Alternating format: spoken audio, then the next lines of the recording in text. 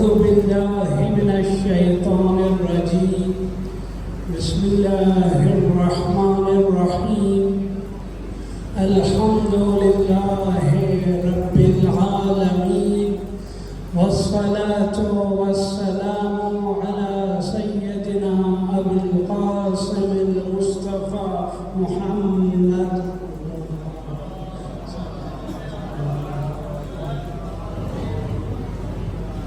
وعلى آله الطيبين الطاهرين المعصومين المنتجبين واللعنة الدائمة على أعدائهم أجمعين من الآن إلى قيام يوم الدين.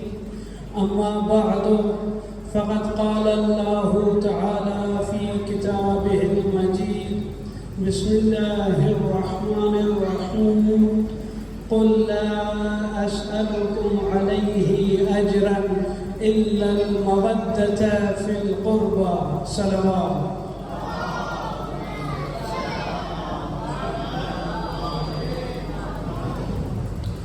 सबका पहिरियों हिकिड़ो मुख़्तसर मसइले शहरी तव्हांजे अॻियां बयानु कनि। वुज़ूअ में 5 वाजिबात आहिनि। वुज़ूअ में 5 वाजिबात आहिनि जंहिंखे हर सूरत में अंजाम ॾियणो आहे। नियत, चेहरे खे धोइणु, ॿाहुनि खे धोइणु, मथे जो मसर ऐं पेरनि जो मसर। सलाह पढ़ंदा मोहम्मद अली मोहम्मद।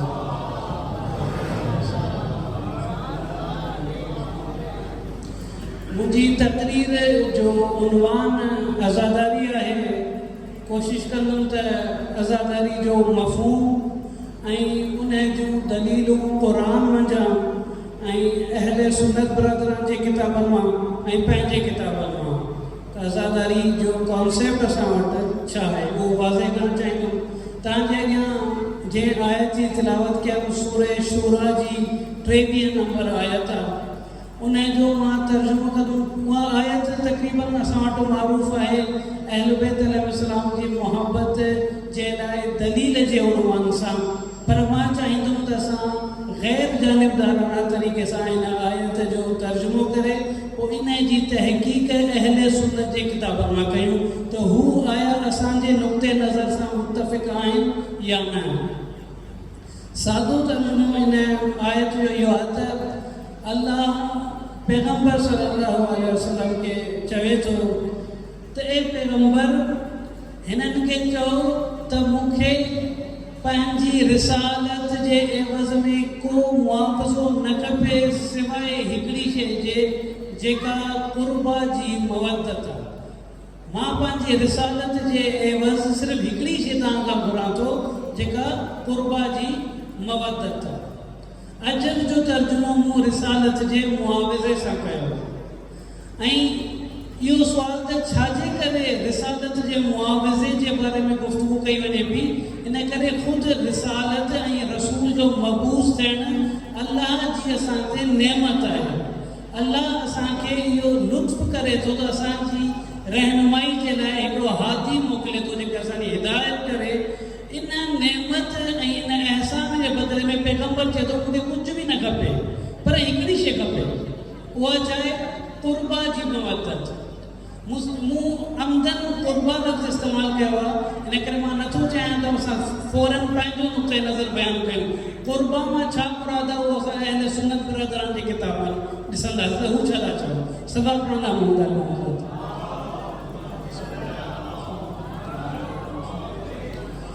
लफ़्ज़ क़ुर्बा या क़रीब ॿई क़रुब मां निकितल आहिनि ऐं क़रुब नज़दीक हुजण जी माना में। क़ुर्बा उन्हनि शख़्सियतुनि खे चइबो आहे जेके अहल बैत सां नज़दीक हुजनि। सुवाल इहो आहे त उहे कहिड़ियूं शख़्सियतूं आहिनि जेके अहल बैत जे वेझो आहिनि, जंहिंजी मुहबत जो आयत क़ुरान में हुकुम ॾिनो वञे पियो।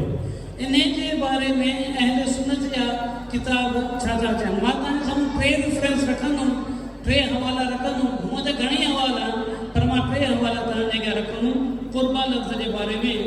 सभ खां पहिरियों जेको हवालो आहे फ़ज़ाइल सहाबा किताब में अहमद इब्न हंबल जो किताब आहे, जिते ख़बर आहे त अहले सुन्नत बरदरान जा 4 मज़हब आहिनि ऐं ऐं 4 इमाम उन्हनि जा मारूफ़ आहिनि जिन खे अइम्मा अरबा चइबो आहे। अबू हनीफ़ा, अहमद इब्न हंबल, शाफ़ी ऐं मालिकी। इन्हनि मंझां हिकिड़ो अहमद इब्न हंबल आहे, उहो पंहिंजी किताब फ़ज़ाइल सहाबा में नक़ल करे थो त लम्मा नज़लत कुल ला असलुकुम अलैहि अजरन इल्लल मवद्दत फिल क़ुर्बा क़ालू या रसूल अल्लाह मन क़िराबतुक। अहमद इब्न हंबल लिखे थो जॾहिं हीअ आयत नाज़िल थी त पैगम्बर जे आसपास जेके माण्हू वेठा उन्हनि पैगम्बर खां सुवाल कयो त इहे केरु आहिनि जेके तव्हांजे क़रीब आहिनि, ऐं को चवंदो मन हाउलाए लदीन वजबत अलैना मवद्दतुहुम, केरु आहिनि उहे जंहिंजी मवद्दत मोहब्बत असां ते वाजिबु आहे। त पैगम्बर हीअ जुमिलो फरमाइनि था अलीयुन व फातिमा व बिनाहुमा अलैहिमुस्सलाम व क़ालहा सलासन। 3 भेरा पैगम्बर अकरम इहो जुमिलो चयो, अली, उनजी घरवारी ऐं उनजा 2 पुट। हीअ अहले सुन्नत किताब में क़ुर्बा लफ़्ज़ जी मुराद लिखियलु आहे। ॿिए हवाले में मुस्तदरक अला सहीहैन, हाकिम निशापुरी जो किताब आहे जंहिं सही मुस्लिम ऐं सही बुखारी मां मुस्तनद रिवायतूं गॾु कयूं। उहो पंहिंजे किताब में हीअं नक़ल थो करे, रिवायत नक़ल करे थो असांजे 4थे इमाम खे, इमाम ज़ैनुल आबिदीन अलैहिस्सलाम। अल्लाहुम्मा सल्लि अला मुहम्मद व आलि मुहम्मद। असांजो 4थो इमाम फरमाए थो त मौलाए काइनात जी शहादत खां पोइ असांजे ॿिए इमाम ख़ुतबे में ही लफ़्ज़ चया, इन्ना मिन अहलिल बैत लदीन इफ्तरल्लाहु मवद्दतहुम अला कुल्लि मुस्लिमिन।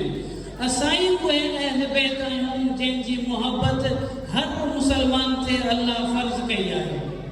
न सिर्फ़ इहो, अॻियां चए थो फ़क़ाल तबारक, असाई जे लाइ अल्लाह पोइ इहा आयत नाज़िल कई लिनबीही क़ुल ला असलुकुम अलैहि अजरन इल्लल मवद्दत फिल क़ुर्बा। असांजे लाइ इहा आयत पैगम्बर अकरम ते नाज़िल कई वई आहे। इहो ॿियो हवालो। हिकिड़ो 3 नंबर हवालो मारूफ़ आलिम दीन आहे अहले सुन्नत जो सुयूती नाले सां। आमतौर ते हुनखे माण्हू अदीब जो उनवान सां सुञाणींदा आहिनि, हुनखे नाम जो किताब मशहूरु आहे, पर उहो मुफ़स्सिर बि हुयो जंहिंजी तफ़सीर नालो आहे अद-दुर्रुल मंसूर। दुर्र मंसूर में हू रिवायत नक़ल करे थो त जॾहिं इहा आयत नाज़िल थी त इब्न अब्बास पुछे थो पैगम्बर खां त अल मवद्दत फिल क़ुर्बा यानी छा।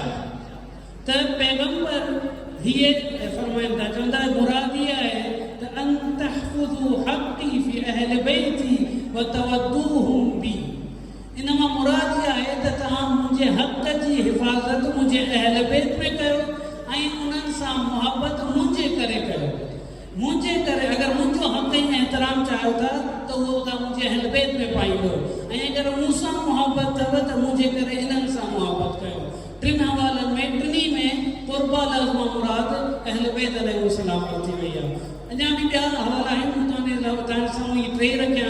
सभा पढ़ण मोहम्मद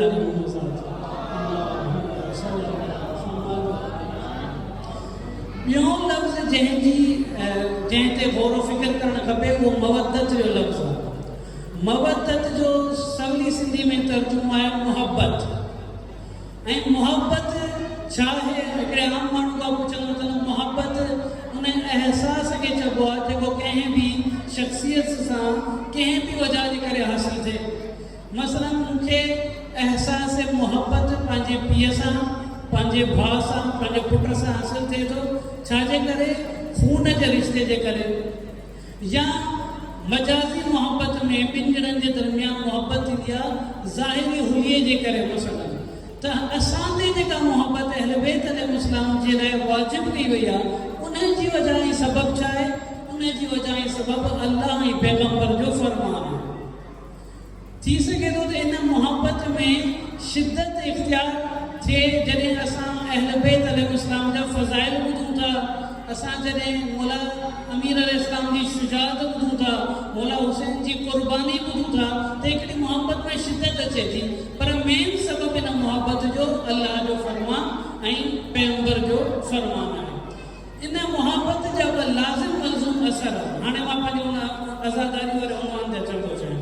इन मोहब्बत जा ॿ लाज़िम मलज़ूम असर हिकिड़ो इहो त मुहिब खे जॾहिं कंहिं महबूब सां मुहबत थींदी आहे त उहो मुहिब उन महबूब जी ख़ुशीअ में ख़ुशि हूंदो आहे ऐं उन जे गम में ग़मगीन थींदो आहे। इहे ॿ अहिड़ा लाज़िम मलज़ूम असर मुहबत जा जेके जिन केरु इनकार नथो करे सघे। हथां तव्हां प्रैक्टिकली तव्हांखे अगरि पंहिंजे वालिद सां पंहिंजे भाउ सां मुहबत आहे, तव्हांजो वालिद ख़ुशि थींदो, तव्हांखे ख़ुशी थींदी, तव्हांजे वालिद ग़मगीन थींदो, तव्हांखे बि ग़म महसूसु थींदो। त इहे ॿ लाज़िम मलज़ूम असर आहे। इहो जेको ॿियो नंबर असर आहे लाज़िम मलज़ूम ग़म में ग़मगीन थियण, इन जो नालो आज़ादारी आहे। आज़ादारी यानी जंहिंसां असांखे मुहबत आहे अहल बैत अलैहिस्सलाम, उन्हनि खे जॾहिं ग़म पहुचे थो या को ॾुख थिए थो या को उन्हनि ते ज़ुल्म कयो वञे थो, असां उन्हनि जे ग़म में शरीक थी करे उन्हनि सां इज़हार अफ़सोस था कयूं। आज़ादारी यानी इहा आहे। बसि मुहबत जा जेके ॿ लाज़िम मलज़ूम असर आहिनि, उन में जेको ॿियो नंबर लाज़िम मलज़ूम असर आहे उहो आहे मुहबत। ऐं इन मुहबत में जॾहिं असां कंहिं महबूब जे ग़म में शरीक थी करे ग़म जो इज़हार कंदा आहियूं, इज़हार करण जा मुख़्तलिफ़ तरीक़ा, को माण्हू मुंहुं पढ़ी करे इज़हार कंदो आहे, को गिरियो करे, को मातमदारी करे, को पंहिंजे चहिरे खे ढकंदो आहे, को कीअं कंदो आहे। इहे सभु उन जूं रुसूमात ऐं सम्झो त मसादीक आहिनि जंहिंजे ज़रिए असां जंहिं रविश ऐं रस्म जे ज़रिए असां उन आज़ादारी खे इज़हार कंदा आहियूं। मुख़्तलिफ़ मुल्कनि में मुख़्तलिफ़ रसूमात आहिनि, पर बेसिक कॉन्सेप्ट आज़ादारी जो हर जॻह ते इहो ई आहे त मुहिब जो महबूब सां ग़म में शरीक थी करे उन जे लाइ इज़हार अफ़सोस करण खे आज़ादारी चइबो आहे। सलात पढ़ंदा मोहम्मद अली मोहम्मद। ये आसार मां सिर्फ पंहिंजी तरफ़ां न बल्कि हिकिड़ी हदीस मिले थी मौलाए काइनात अलैहिस्सलाम खां। उन में मौला पंहिंजे शियनि जी औसाफ़ बयानु कनि था, ख़ासियतूं बयानु कनि था, त उते बि इन ई शइ जी ज़िक्र था कनि। मौला फरमाइनि था इन्ना अल्लाह तबारक व तआला इत्तला इलल अर्ज़ि फ़ख्तारना। अल्लाह तबारक व तआला जॾहिं ज़मीन जी तरफ़ निगाह कई त सभ खां पहिरियां असांखे इंतिख़ाब कई ऐं पोइ वख़्तार लना शीअतन यंसुरूनना, ऐं पोइ असांजे शीअनि खे इंतिख़ाब कई जेके असांजी मदद कनि था। ऐं उन्हनि शीअनि जी ख़ासियत मौला ही ॿुधाए थो वयफ़रहून बिफ़रहिना वयहज़ुनून लिहुस्निना।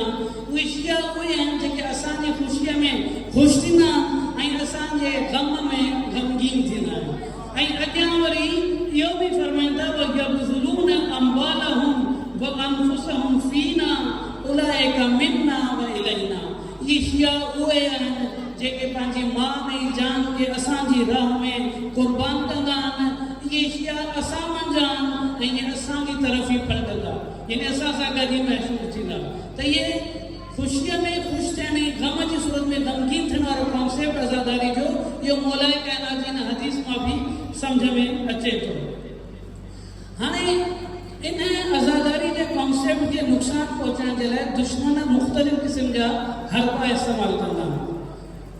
जेतिरी बि कोशिशूं कनि इन आज़ादारी खे ख़तमु इन करे कोन था करे सघनि जो आज़ादारनि मंझां हिकिड़ो आज़ादार इमाम ज़माना अजल्लहु तआला जेसिताईं असांजो ज़िंदा इमाम असांजी हिन आज़ादारी में असां सां शरीक आहे, हिननि जा जेतिरा बि हरबा हुजनि उहे कामयाबु न थींदा। हिकिड़ो हरबो जेको असांजी आज़ादारी जे ख़िलाफ़ इस्तेमालु कयो वेंदो आहे उहो इहो इस्तेमालु कंदा आहिनि, चवंदा आहिनि त हुसैन त शहीद थियो ऐं शहादत त हिकिड़ी कामयाबी आहे, इन कामयाबी ते गिरियो करण जी कहिड़ी ज़रूरत आहे। ॼण त शीयनि जे गिरे खे बेमाना ॾेखारण जी कोशिशि कंदा आहिनि, त उन्हनि जी का माना ई कोन्हे।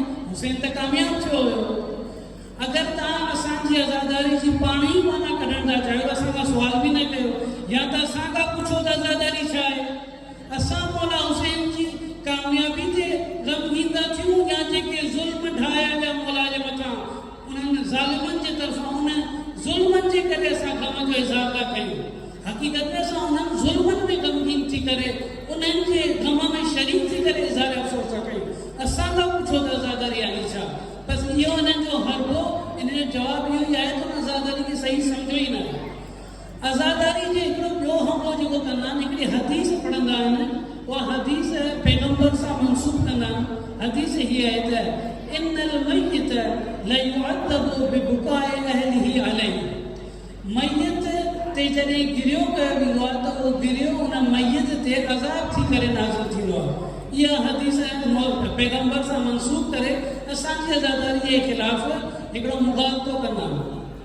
हाणे असां इन्हनि जे किताबनि में अहिड़ियूं अहादीस मौजूदु आहिनि जेके इन्हनि जे इन हदीस सां तज़ाद रखनि थियूं। उनजे अलावा सैयद मुर्तज़ा अलमुल हुदा इन हदीस जी सनद ते एतिराज़ करे इनखे रद्द कयो आहे। पर इन अहिड़ियूं ॿियूं हदीसूं यानी आज़ादारी जे बारे में अहिड़ियूं हदीसूं जेके अहले सुन्नत जे किताबनि में आहिनि उहे इन हदीस सां तज़ाद रखनि थियूं। मां तव्हांजे साम्हूं 3 रिवायतूं पढ़ंदुमि अहले सुन्नत जूं ऐं तव्हां ॿुधायो त बिल्कुलु इन हदीस सां तज़ाद रखनि थियूं। मसलन पहली रिवायत जेका तिबरानी पंहिंजे किताब अल मुअजमुल कबीर में नक़ल करे थो, जाबिर नाले जो रावी आहे उहो चए थो त पैगम्बर अकरम सल्लल्लाहु अलैहि वसल्लम जे साम्हूं जॾहिं हज़रत हमज़ा पैगम्बर जो चाचो उन जो जनाज़ो खणी आया त हज़रत पैगम्बर अकरम ते रड़ियूं करे गिरियो पियो। हाणे अगरि तव्हांजे चवण जो मक़सूदु इहो आहे त गिरियो अज़ाब पहुचाईंदो आहे मैयत ते त पोइ ही पैगम्बर अकरम छो पंहिंजे चाचे जे जनाज़े ते गिरियो पिया कनि। बसि तव्हांजी हिन हदीसुनि में तज़ाद आहे। हीअ बि तव्हांजी किताबनि में नक़ल थियल आहे। ॿी हदीस जेका नक़ल कंदा आहिनि उहा नक़ल कंदा आहिनि बेहक़ी नाले जो आलिम दीन आहे सुननुल कुबरा में नक़ल थो करे त जॾहिं हज़रत जाफ़र तैयार शहीद थिया हुया त पैगम्बर अकरम उन्हनि जी शहादत जी ख़बर खणी उन्हनि जे घर उन्हनि जी औरतुनि खे बयानु कई त उहा ख़बर ॾियण वक़्तु बि पैगम्बर जे चहिरे ते गिरियो ऐं ॻोड़ा हुआ। त अगरि ईअं ई आहे त पोइ हिते हज़रत पैगम्बर छो पई गिरियो कयो।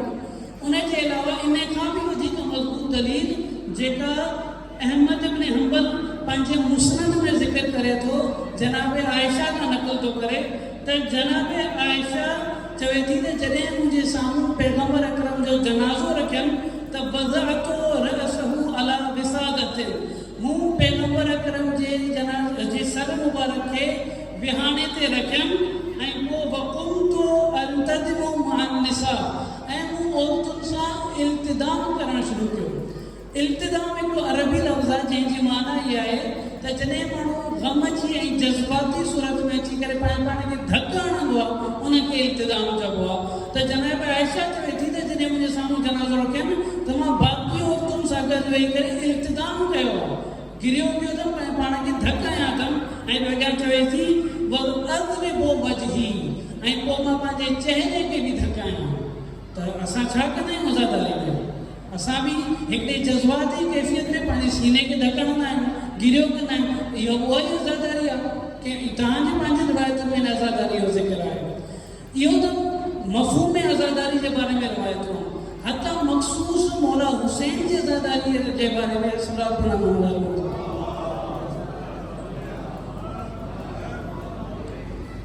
इमाम जे आज़ादारी जे बारे में 3 क़िस्मनि जूं रिवायतूं मिलनि थियूं जेके आज़ादारी जूं तारीख़ खे हज़रत आदम खां वठी इमाम ज़माना ताईं बयानु थियूं कनि।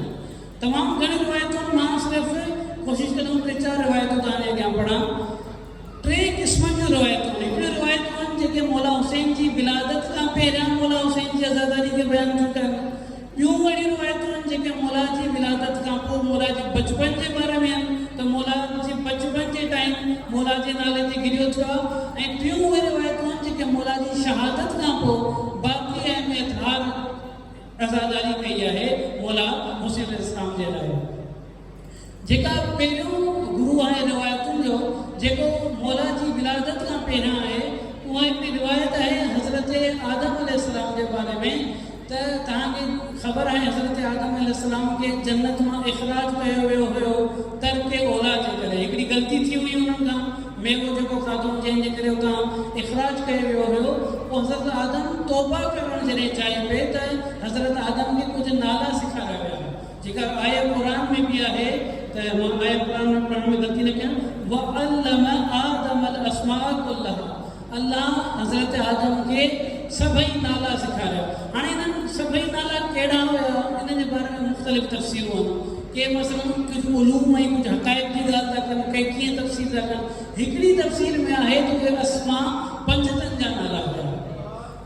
उन तफ़सीर मुताबिक़ हज़रत आदम खे जॾहिं जिब्राईल इहे 5 नाला सेखारणु आयो त हज़रत आदम चए थो त मूंखे जॾहिं पैगम्बर जो नालो ॿुधाइनि, जनाब सैयदा जो, मौला अली जो, मौला हसन जो नालो ॿुधाइनि, मूं का बि अहिड़ी कैफ़ियत महसूसु न कई।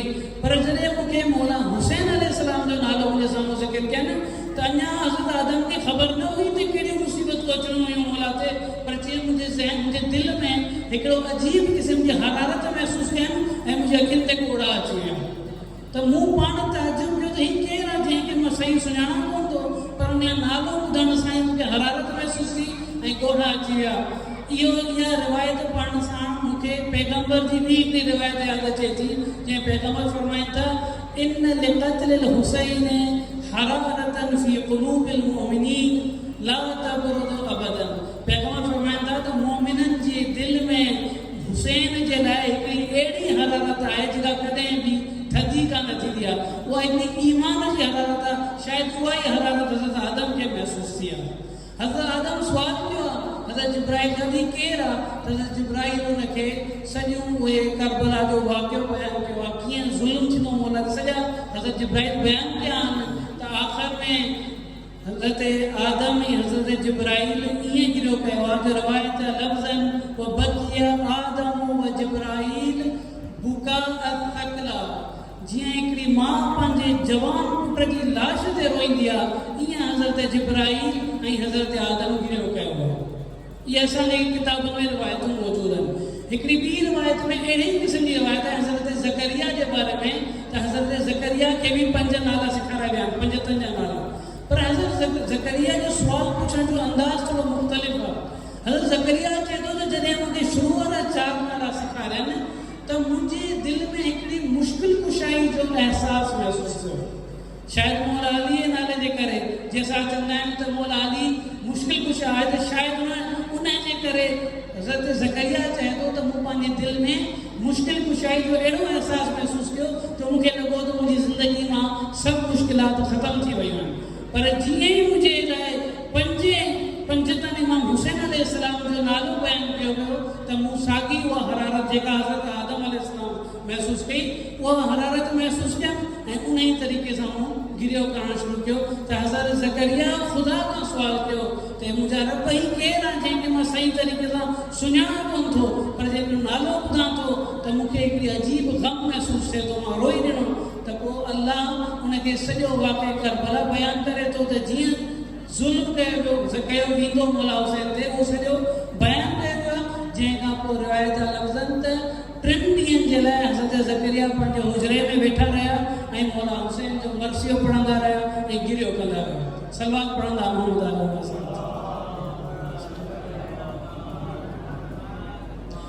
ये मौला हुसैन जी विलादत खां पहिरियों जी रिवायतूं।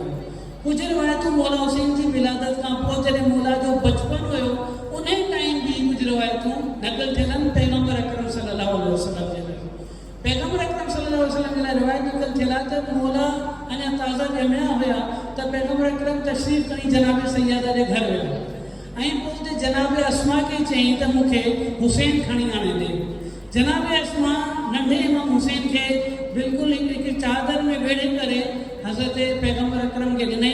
हज़रत पैगम्बर अकरम मौला जे साॼे कन में अज़ान पढ़ी आहे, वरी खाॿे कन में अज़ान पढ़ी इकामत ॾिनी आहे ऐं पोइ भाकुर ॾेई करे गिरियो हुते कयो अथनि। जॾहिं हज़रत जनाब अस्मा इहो ॾिसे पई ऐं ॾिसे इहो बि ॾिसे पई त विलादत जा ॾियारा ऐं पैगम्बर अकरम गिरियो वेठा कनि, त उते सुवाल करे थी त तव्हां छो पिया गिरियो कयो? त पैगम्बर अकरम ॿुधाइनि त मुंहिंजो हीउ पुटु करबला में प्यासो क़त्ल कयो वेंदो, हुनखे प्यासो शहीद कयो वेंदो, मां उन जे अचण वारे हुन वाक़े ते गिरियो वेठो कयो। ऐं पोइ वरी हीउ जुमिलो पढ़नि था त वतक़्तुलुहुल फ़िअतुल बाग़िया ला अना लहा शिफ़ाअती। इनखे हिकिड़ो अहिड़ो बाग़ी गुरू क़त्ल कंदो जंहिं ताईं मुंहिंजी शिफ़ाअत कोन पहुचंदी।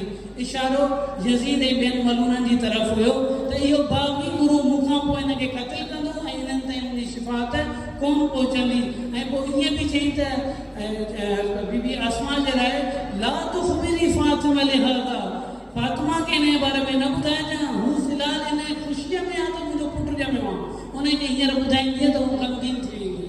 ॿी हिकिड़ी रिवायत में मिले थो त पैगम्बर अकरम जनाब सैयदा खे ॿुधायो आहे त तुंहिंजो पुटु बाद में ईअं शहीद कयो वेंदो, त पैगंबर अकरम जे ज़हरा खे शिदत सां गिरियो कंदे ॾिसनि था त हुनखे दिलासो ॾियण लाइ चवंदा तो फिक्र न कर, हिकिड़ो अहिड़ो गुरु, हिकिड़ो अहिड़ो क़ौम ईंदी जेका हिन तुंहिंजे पुट ते गिरियो कंदी, मसाइब पढ़ंदी ऐं उन क़ौम जे लाइ दुआ कंदी। उहो क़ौम शीअनि जी तरफ़ इशारो हुयो, जंहिंजे करे हज़रत ज़हरा सलाम अलैहा उन्हनि खे दिलासो महसूसु थियो त हिकिड़ी क़ौम हूंदी जेका मुंहिंजे पुट ते रोईंदी।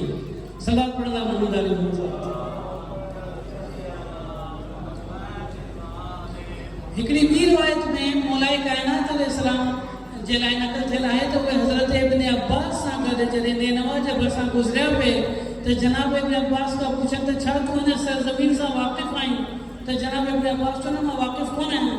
त अगरि वाक़िफ़ हुजी हा न त बग़ैर गिरे जे हितां न गुज़री। त जनाब इब्न अब्बास ताजुब कयो त हिते छा थियो?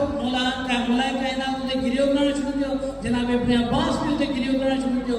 पोइ मौलाए काइनात बनु उमैया जो ज़िक्र कयो आहे त इहे बनु उमैया मुंहिंजे पुट सां बि उहो ई ज़ुल्म कंदा जीअं मूं सां ज़ुल्म कंदा।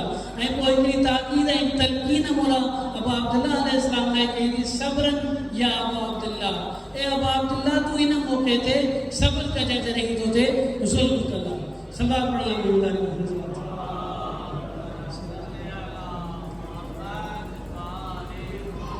यूं कुझु रिवायतूं जेके मिलनि थियूं मौला जी शहादत खां पोइ, टे रिवायतूं तव्हांजे अॻियां रखंदुमि ऐं पोइ मां नतीजे जी तरफ़ ईंदुमि। हिकिड़ी रिवायत मिले थी इमाम सादिक अलैहिस्सलाम, इमाम जे ज़माने में हिकिड़ो शाइर हुयो अब्दुल्ला इब्न गालिब। उहो चए थो त मां 6 इमाम वटि वियुमि ऐं मौला मूंखे चयो त तूं मुंहिंजे ॾाॾा हुसैन ते मरसियो पढ़। चए मूं मरसियो पढ़णु चाहियो त जनाब इमाम शिशुम असांजे 6 इमाम हिकिड़ो पार्टीशन ॾेई करे पंहिंजे घर जूं औरतूं बि हुन पार्टीशन जे परे पासे बीहारई ऐं पोइ चई त हाणे मरसियो पढ़। चई मूं जॾहिं मरसियो पढ़णु शुरू कयो त हिकिड़े ॾुख वारे शेर ते जॾहिं पहुतुमि त मूं पार्टीशन जे पोएं पासे दाऊं ॿुधियूं, इमाम जे घर जी औरतुनि जूं दाऊं ॿुधियूं ऐं इमाम मुंहिंजे सां गॾु गिरियो कंदा रहिया ऐं असां गॾिजी करे अज़ादारी कईसीं। हिकिड़ी ॿी रिवायत में त इब्न खिज़ाई मारूफ़ शाइर आहे अहल बैत अलैहिस्सलाम जो, उहो चवे थो त मां ॾही ऐं ॾींहुं इमाम रिज़ा अलैहिस्सलाम वटि वियुमि त मौला रिज़ा ऐं कुझु सहाबी ग़म जी सूरत में वेठा हुया ऐं मां जॾहिं हुते पहुतुमि त दुआ जे ज़रिए मुंहिंजो इस्तक़बाल करे असां सभिनी मरसियो क़ौमनि जे लाइ दुआ कई ऐं चई त मूंखे मुंहिंजे ॾाॾा हुसैन जो मरसियो पढ़ी ॿुधायो। उन ई तरीक़े सां हिकिड़ो पार्टीशन ॾिनई, घर जो औरतुनि खे चई तव्हां हुन पासे वियो ऐं मरसियो पढ़ाई ऐं सभिनी गॾिजी करे इज्तिमाही अज़ादारी कई। त इहा अज़ादारी जी तारीख़ आहे हज़रत आदम खां वठी इमाम रिज़ा ताईं मां ॿुधायां पियो, अञा बि तारीख़ जी मौजूदु आहे। ॿियो असांखे चयो वेंदो आहे त तव्हां छाजे लाइ अहल बैत जी क़बूर ते वञी करे गिरियो था कयो, पाण खे फिटियो था, तव्हां बिदत था कयो। त इन जी बि हिकिड़ी तारीख़ आहे। असांजे 6 इमाम जे ज़माने में इमाम फरमाईंदा त मूं ताईं ख़बरूं पहुचनि थियूं त 15 शोबान जी राति कूफे में मुंहिंजे ॾाॾे जी क़बर जे भरिसां माण्हू मर्द औरतूं गॾिजी करे मुंहिंजे ॾाॾे ते मरसियो पढ़नि था ऐं रोइनि था। त भरिसां जेको रावी बीठो उन चयो त मौला मूं पंहिंजे अखियुनि सां इहो मंज़र ॾिठो आहे त कीअं माण्हू तव्हांजे ॾाॾे ते अची करे गिरियो कनि था ऐं मरसिया पढ़नि था। त मौला साहिब हिकिड़ो जुमिलो चवनि था, चवंदा त हमद ई सना आहे उन ख़ुदा जी जे इंसाननि में अहिड़ा इंसान बि ख़ल्क़ कया जेके मुंहिंजे ॾाॾे ते गिरियो कनि था ऐं मरसियो पढ़नि था। सलात पढ़ंदा मोहम्मद साहिब। त अज़ादारी जो असां जेको कॉन्सेप्ट कढियोसीं उहे सूरह शूरा जी 23 नंबर आयत मां मबदत जहिड़ी हिकिड़े लाज़िम असर मां अज़ादारी जी माना कढीसीं। हाणे इन अज़ादारी जा कुझु फ़ाइदा बि आहिनि। हिकिड़ा अहिड़ा फ़ाइदा आहिनि जेके नाक़ाबिले यानी इन्हनि जो एतिरो ई घणो फ़ाइदो आहे जो असांजे दीन जी बका, असांजी शीयनि जी बका कंहिं बि इन फ़ाइदनि जो इनकार नथो करे सघे। पर इन जो हिकिड़ो अहिड़ो ॿियो फ़ाइदो बि आहे, शायदि उन तरफ़ असांजी तवजो न हुजे त अज़ादारी असांखे दीन सां ॻंढे बि थी, असांखे दीनदारी जी तरफ़ वेझो बि करे थी। दीन खे बचाइनि उहा पंहिंजी जॻह ते, शीयत के बका नहीं वो पंहिंजी जॻह ते पर शीयन के दीन सां वेझो करण जो किरदार भी आज़ादारी अदा कयो।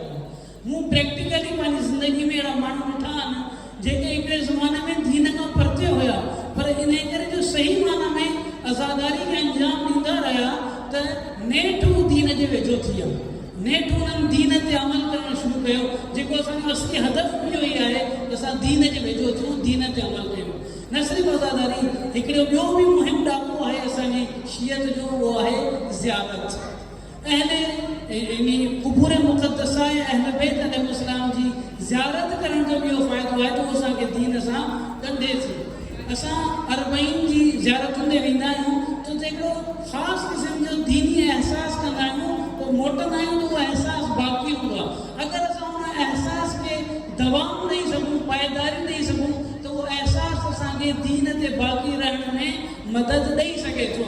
शायदि साल में हिकिड़ो दफ़ो तव्हां ज़ियारत लाइ वञो त उहा हिकिड़ी ज़ियारत तव्हांखे बाक़ी 11 महीननि में दीन ते बाक़ी रहण में मदद ॾेई सघे थी। सलवात पढ़ंदा मोहम्मद आला मोहम्मद साहब।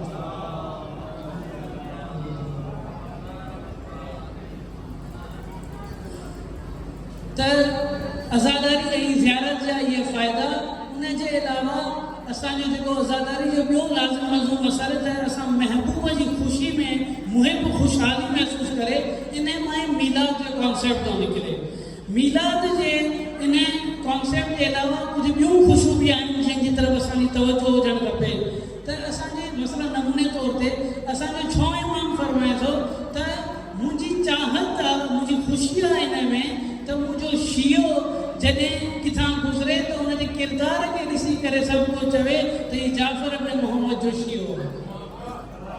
त हिकिड़ी ख़ुशी इमाम जी इन में बि आहे त असां पंहिंजी किरदार साज़ी कयूं, असां पंहिंजे किरदार खे ठाहियूं, पंहिंजे अमल खे सुधारियूं, दीनदारी खे पंहिंजे किरदार में अंदरि आणण जी कोशिशि कयूं ताकी उन ई ख़ुशीअ ताईं बि पहुची सघूं। इहा वाज़ेह ॻाल्हि आहे त मुहिब जेसि ताईं महबूब जी पैरवी नथो करे उनजी मोहबत नाक़िस आहे। त इहा असांजी ज़हन में हुजणु खपे शइ त मुहिब जो कमु आहे त महबूब जी पैरवी करे, अगरि उनजे ग़म में शरीक थिए थो त उनजी ख़ुशीअ में उनजी चाहत जो बि ख़्यालु करे त अगरि उनजी चाहत मुंहिंजी किरदार साज़ी में आहे त मां पंहिंजी किरदार साज़ी में कयां ऐं अमल जी तरफ़ बि अचां। सलाह पढ़ंदा मोहम्मद अॼोकी राति जंहिं बीबी सां मनसूब आहे उन बीबी जी हिकिड़ी पहचान इहा आहे त जंहिं आज़ादारी ते मुसली तकरीर कई आहे उन आज़ादारी खे रस्मियत ॾियण वारी इहा बीबी आहे। इन बीबीअ जीअं अगरि मौला हुसैन पंहिंजी क़ुर्बानी ॾिनी आहे त उन क़ुर्बानी जी हदफ़ जी तब्दील हज़रत ज़ैनब कुबरा कई आहे। उन आज़ादारी जी रस्मियत कीअं ॾिनी जॾहिं यज़ीद मज़लूम जे दरबार में वञी करे ख़ुतबो ॾिए थी ऐं वरी मौला सज्जाद अलैहिस्सलाम ख़ुतबो ॾियनि था, हिकिड़ो अहिड़ो माहौल ठही वञे थो जंहिं माहौल खां पोइ दुश्मननि में बि अहल बैत जे लाइ हमदर्दी अचणु शुरू थिए थी, जंहिं खां पोइ 3 ॾींहंनि जे लाइ फ़र्श अज़ा विछायो वियो आहे। बनु उमैया जी औरतुनि बि हुन में शिरकत कई आहे। इहा बीबी जंहिंजा कुझु मारूफ़ लक़ब, हुन में हिकु लक़ब आहे आलिमाए ग़ैर मुअल्लम, हिकिड़ी अहिड़ी आलिमा जेका बग़ैर ज़ाहिरी तालीम जे आलिमा थी वई। बग़ैर ज़ाहिरी तालीम जे यानी छा, यानी इल्हाम जे ज़रिए हिकिड़ी क़ुदूसियत ताईं पहुती जो ज़ाहिरी तालीम जे बग़ैर आलिमा बणिजी वई। कुझु ॿिया लक़ब बि आहिनि, शायदि उहे लक़ब ई बीबी जे मसाइब जे लाइ काफ़ी आहिनि। हिकिड़ो लक़ब आहे जबल सब्र, बीबी जो लक़ब आहे त उहो सब्र जी पहाड़ आहे। इहो लक़ब ई बीबी खे नाहे मिलियो। इहा बीबी जेका 70 क़दमनि खां पंहिंजे भाउ खे ज़िबा थींदे ॾिसे थी, पंहिंजे पुटनि खे क़ुर्बान थींदे ॾिसे थी, वरी इन बीबी बाहिजाब बीबी खां हिजाब फुरियो वञे थो, शाम में बाज़ार में पथरनि सां इस्तेमाल करे वञे थो, त तॾहिं वञी इहा जबल सब्र बणिजे थी। इहा बीबी जंहिंजो ॿियो लक़ब आहे उम्मुल मसाइब, मुसीबतुनि जी मां। अहिड़ी मुसीबतुनि जी मां जेका सॼे सफ़र में मसाइब बयानु करे थी, पर पंहिंजूं मुसीबतूं न, पंहिंजे भाउ जूं मुसीबतूं ॿुधाए थी, पंहिंजे भाउ अब्बास जूं मुसीबतूं ॿुधाए थी, पंहिंजो औरतुनि जे हिजाब पुरण जी ॻाल्हि करे थी, पर ज़ाती मुसीबत पंहिंजी नथी बयानु करे। ऐं पर जॾहिं मदीने में पहुचे थी न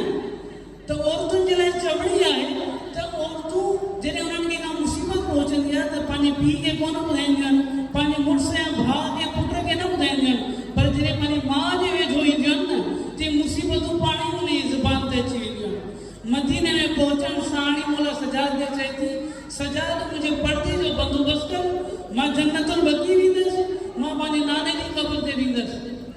हिजाब फुरे न बसि, फुरे वेठा हुआ हिजाब, पर जॾहिं हिते पहुचे थी वरी माण्हुनि सां हिजाब जी तबलीग थी करे, त मुंहिंजे हिजाब जो बंदोबस्तु कयो त पोइ मां वेंदमि पंहिंजे नाने जी क़ब्र ते।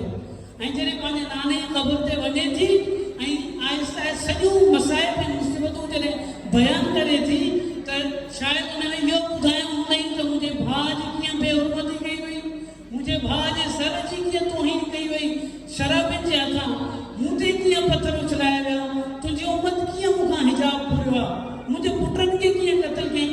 सभई मुसीबतूं जॾहिं ॿुधाईंदी रही आहे, त मदीने जा माण्हू हुते गॾु थींदा विया ऐं हिकिड़ो अहिड़ो माहौल ठहियो आहे जो रड़ियूं थियूं आहिनि। हुते हिकिड़ी आज़ादारी पर गुज़ार थी आहे जॾहिं बीबी मसाइब बयानु करणु शुरू कई आहे। ऐं आख़िर में हिकिड़ो जुमिलो चए थी त मुंहिंजा नाना, अगरि नामहरमनि जो मजमो न हुजे हा त मां चादर हटाए तोखे ताज़ियाननि जा निशान ॾेखारियां।